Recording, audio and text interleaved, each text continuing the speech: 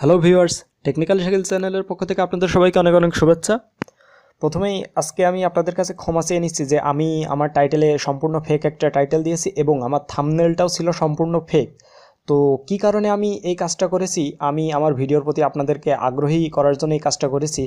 কারণ আপনারা নিশ্চয়ই ইউটিউবে বিভিন্ন ধরনের ভিডিও দেখে থাকেন যে হচ্ছে আপনার ক্যামেরা দিয়ে আপনি প্রজেক্টরের মতো মুভি দেখতে পারবেন বা এমএক্স প্লেয়ার দিয়ে আপনি বিভিন্নভাবে ভিডিও দেখতে পারবেন, তো প্রজেক্টরের মতো ব্যবহার করতে পারবেন। আপনাদেরকে কয়েকটা আমি পিকচার দেখাই, যেমন এইরকম পিকচার আপনারা অনেক থাম্বনেলে দেখে থাকেন বা অনেক টাইটেলে অনেকে দেয় যে আপনার ক্যামেরাকে এভাবে ব্যবহার করুন।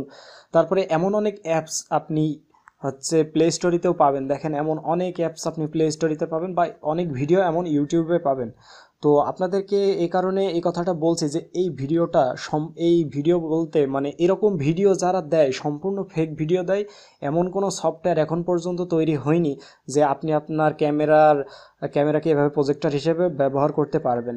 তো দেখেন, এগুলো অনেক ছবি, এরকম ছবি আছে, তো আপনি কখনোই এভাবে আপনার ক্যামেরাকে ব্যবহার করতে পারবেন না। হ্যাঁ, এমন এক সময় ছিল, অনেক আগে এক সময় ছিল, কিছু ফোন আসছিল বাজারে, এমন কিছু ফোন এসেছিল যেগুলো ফোনের এমন কিছু লাইট ছিল যে লাইটটা আপনি কোনো পর্দায় মারলে আপনার আর কি ফোনটা আপনি প্রজেক্টর হিসেবে ব্যবহার করতে পারতেন এবং পর্দায় লাইটটা মারার পরে আপনি আপনার কোনো গান বা মুভি সেভাবে দেখতে পারতেন। তো সেগুলো কিন্তু ছিল ফোন হিসেবে। আপনি এখন যে অ্যান্ড্রয়েড ফোনগুলো আছে, আপনি এই অ্যান্ড্রয়েড ফোনগুলো এভাবে ব্যবহার করতে পারবেন না।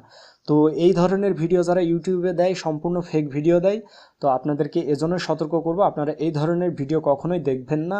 শুধু শুধু আপনাদের এমবি খরচ হবে, আপনাদের টাকা পয়সা খরচ হবে, তো আপনাদের কাজের কাজ কিছুই হবে না। তো ফ্রেন্ডস, আজকে আমার টিপসটা এটাই ছিল। যদি আপনাদের ভালো লেগে থাকে তাহলে আমার চ্যানেলে সাবস্ক্রাইব করতে ভুলবেন না এবং আমার ভিডিওতে একটা লাইক দিবেন। আজকে এ পর্যন্তই, বাই।